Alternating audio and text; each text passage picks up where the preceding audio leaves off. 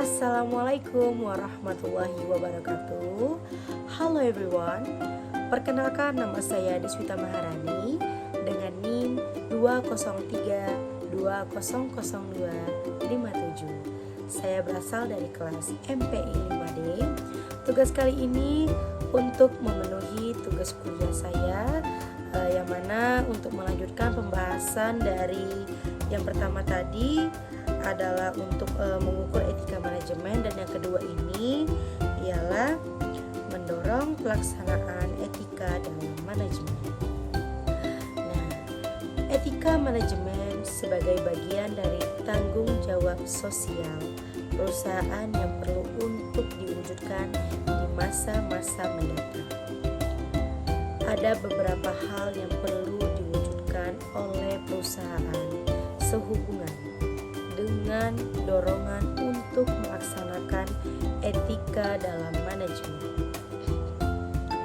Beberapa hal yang mungkin dapat dilakukan diantaranya adalah pelatihan etika, advokasi etika, standar aturan mengenai etika, perusahaan dan keterlibatan masyarakat dalam mengontrol etika bisnis.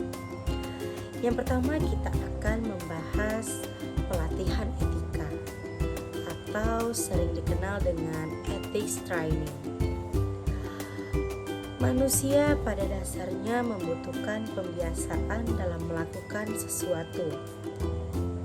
Budaya organisasi sebagai nilai-nilai yang dianut oleh sebuah organisasi dalam menjalankan kegiatannya, pada kenyataannya memerlukan waktu dalam mewujudkannya.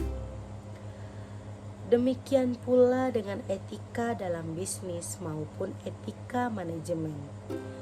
Perlu adanya pembiasaan-pembiasaan yang diberlakukan kepada para pelaku organisasi, dari mulai level tertinggi hingga terendah. Pembiasaan ini dapat dilakukan melalui berbagai jenis pelatihan yang menyangkut etika dan keterikatannya dengan mewujudkan lingkungan sosial yang lebih baik. Yang kedua itu ada advokasi etika atau dikenal dengan ethical advocates. Advokasi etika adalah upaya perusahaan untuk menjalankan etika dalam kegiatannya dengan cara menempatkan orang atau tim khusus dalam tim manajemen perusahaan yang bertugas untuk mengontrol dan mengawasi segala kegiatan perusahaan agar tetap memenuhi standar-standar etika. Pada umumnya, pihak yang dikerjakan dan ditempatkan dalam bagian ini adalah mereka yang berlatar belakang ilmu hukum, yang dianggap mengetahui seluk-beluk regulasi dan bagaimana regulasi tersebut bisa dijalankan. Sekalipun upaya ini mendapat kritik, karena pada praktiknya penyelewengan dapat pula dilakukan oleh tim advokasi etika. Namun upaya perusahaan untuk menyediakan orang atau tim khusus patut dihargai sebagai usaha untuk mewujudkan kegiatan bisnis yang lebih beretika. Selanjutnya yaitu ada standar aturan mengenai etika perusahaan atau disebut dengan Code of Ethics. Upaya lain yang dapat dilakukan perusahaan adalah dengan menetapkan standar aturan mengenai etika yang harus dijalankan oleh perusahaan atau seringkali dinamakan Code of Ethics. Implementasi dari Code of Ethics ini akan sangat efektif jika memenuhi dua syarat, yaitu perusahaan perlu menyatakan secara spesifik kepada publik mengenai Code of Ethics yang mereka jalani.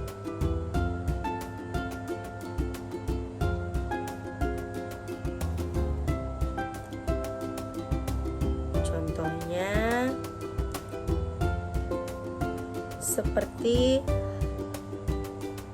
perusahaan Aerox menetapkan aturan bahwa perusahaan mereka akan melakukan kejujuran terhadap pelanggan, tidak akan memberikan sogokan, tidak akan merahasiakan sesuatu terhadap konsumen, maupun tidak akan melakukan penipuan yang terkait dengan harga.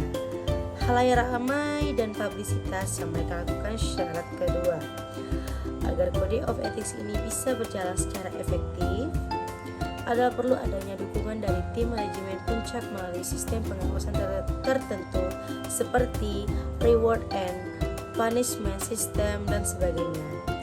Nah, di sini sama seperti poin pada mengukur etika manajemen tadi, Code of Ethics-nya.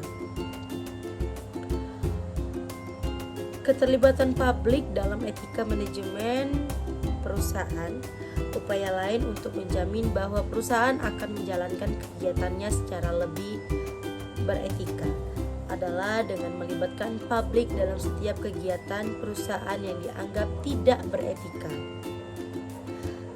Dalam istilah manajemen ini dinamakan sebagai whistleblowing atau meniup fluid. Konteksnya adalah bahwa jika sebuah perusahaan menjalankan suatu kegiatan yang tidak memenuhi standar etika dan perusahaan cenderung membiarkan praktik tersebut untuk terus berjalan. Kenyataan ini kemudian dilaporkan oleh anggota perusahaan kepada pihak publik seperti media massa, lembaga swadaya masyarakat, ataupun pemerintah yang representatif untuk menangani kasus-kasus seperti ini. Upaya ini akan mendorong perusahaan agar benar-benar memperhatikan kepentingan publik dan mencoba mengingatkan perusahaan bahwa jika kegiatan tidak etis dilakukan perusahaan, maka perusahaan akan menghadapi konsekuensi logis berupa penilaian buruk dari masyarakat. Nah, mungkin hanya ini yang dapat saya sampaikan mengenai mendorong pelaksanaan etika dalam manajemen. Nanti kita akan sambung dengan pembahasan manajemen konflik dalam kelompok kerja. Sekian, terima kasih. Assalamualaikum warahmatullahi wabarakatuh. Bye.